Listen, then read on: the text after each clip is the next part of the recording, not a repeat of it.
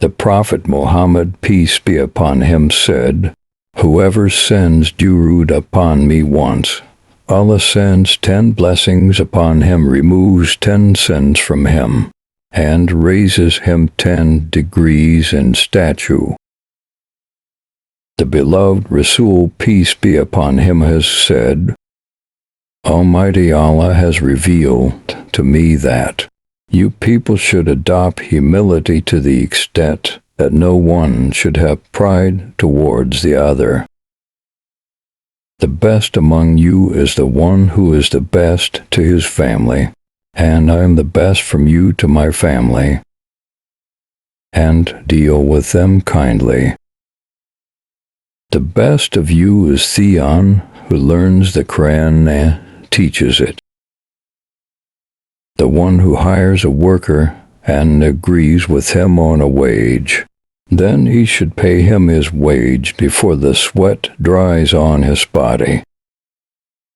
The one who dies while he is still a Muslim will be saved from the fire. In the court of Allah, the most superior action, after fulfilling the obligations, is to make another Muslim happy. Only two people can be envied. Someone granted wealth by Allah and unable to spend it in the way of the truth. He and a person granted knowledge by Allah, who then makes decisions according to it and teaches it.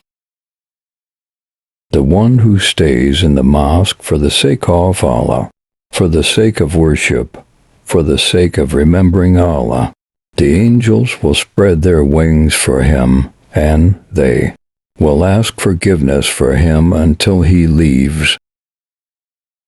The one who trades and does not cheat will be called by Allah as a trustworthy and truthful businessman on the day of resurrection.